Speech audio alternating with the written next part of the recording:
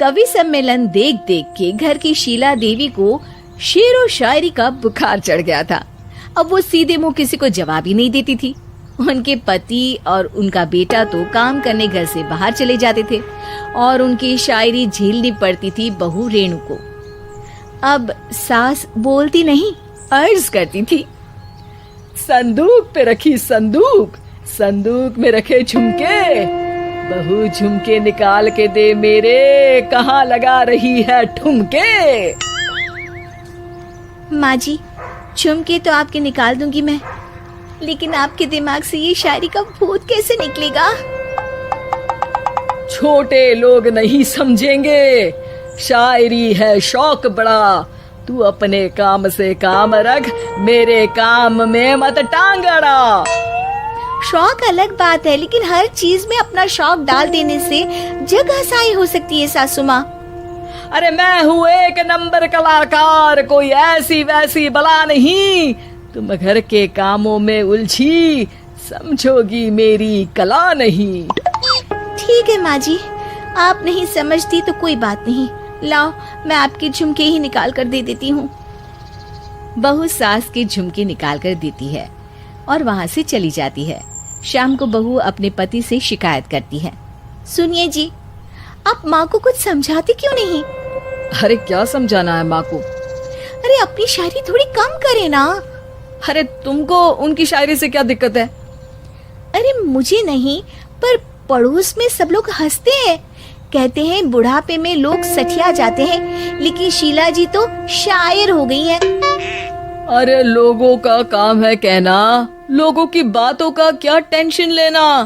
अरे वाह, मैंने भी शेर कह दिया, वाह वाह वाह वाह। देख लो, तुमसे किसी ने कहा नहीं और तुम्हारे सामने कोई माँ की बुराई नहीं करता तो तुमको फर्क नहीं पड़ रहा। अरे तुम खामखा की बात का बतंगड़ बना रही हो। चलो चाय बना कर ले आओ मेरे लिए, साथ पियेंगे, कोई ढंग की बातें करेंगे। रेणु चाय बनाने लगती है। पहले वो अपने पति को चाय देती है, फिर सास को और आखिर में अपने ससुर को। लेकिन वो देखती है कि ससुर जी कुछ परेशान से हैं।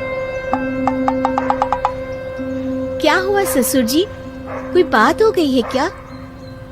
अरे तेरी सास बात बात पे शायरी करती है। कल मैंने पूछा कि खाना खाया तो तेरी सास ने क्या जवाब दिया पता है? अरे गलती की और आरोपी ने कोड़े खा लिए फटाफट, खाना तो नहीं पर पकोड़े खा लिए झटाझट। अब बता क्या जवाब दूं इस बात का? वो तो सभी से शायरी में ही बात कर रही हैं। मुझे भी समझ में नहीं आता कि क्या करूं मैं। बेटा उसको उसी की भाषा में जवाब देना पड़ेगा। मैं तो आम बातचीत में भी उसके सामने कुछ नहीं बोल पाता, शायरी में क्या बोलूंगा भला। ससुर ने जैसे ही कहा कि उसको उसी की भाषा में जवाब देना पड़ेगा, बहू को ये बात जच गई। अगले ही दिन वो शायरी की कुछ किताबें लेकर आई और शायरी की प्रैक्टिस करने लगी ताकि सास को उन्हीं की भाषा में जवाब दे सके। उसने दिन रात एक कर दिए। एक दिन सब साथ में बैठकर टीवी देख रहे थे, तभी रेणु सबके लिए बिरयानी बनाकर लाती है, लेकिन सास को बिरयानी भाती नहीं। कौवा करता काऊ काऊ, चिड़िया बोलती ची ची, इतना खराब बिरयानी बनाई है कि मुंह से निकले छी छी। बस इसी मौके का तो बहू को इंतजार था, क्योंकि अब बहू सास को उसी की भाषा में जवाब देने के लिए तैयार थी। माँ जी, हमको अपनी ये बेकार शायरी ना सुनाइए, जैसी भी बनी है बिरयानी चुपचाप खाइए। ससुर जी और रेणु के पति ने रेणु का जवाब सुनते ही जोर से ताली बजाई और सास ने जब रेणु का शायराना जवाब सुना तो उनके गले में बिरयानी अटक गई। बहू ने एक और शायरी का तीर छोड़ा।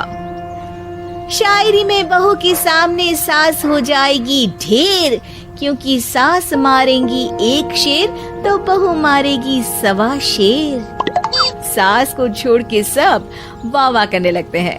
आज पहली बार सास को नहले पे दहला मिला था और रेणु ने सास का मुंह चुप करा दिया था।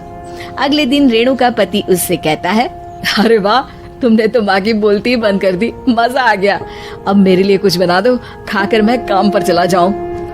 शायरी ही है मेरा जीवन, वही करूंगी जी भर के। नौकरानी रख लो कोई, काम नहीं करूंगी मैं घर के। अरे तुम क्या माँ जैसी हरकतें करने लगी, सीधे सीधे बात करो ना। हो गई कल शायरी, रोज थोड़ी ना करोगी। शीशी भरी गुलाब की पत्थर पे फोड़ दो, जो मुझे शायरी से रोके उसके कान मरोड़ दो। पति घबराकर वहां से चला जाता है और बाहर उसके पिताजी के पास जाकर बैठ जाता है। दोनों अपनी बीवियों की शायरी से परेशान है। ससुर को पछतावा होता है कि क्यों उसने बहू को सास की भाषा में ही जवाब देने का आइडिया दिया। अब तो घर में दो दो शायर हैं।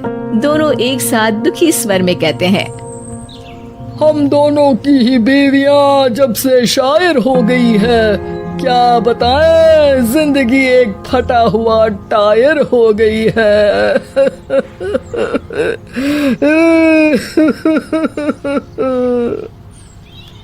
हम दोनों की ही बीवियां जब से शायर हो गई है, क्या बताए जिंदगी एक फटा हुआ टायर हो गई है।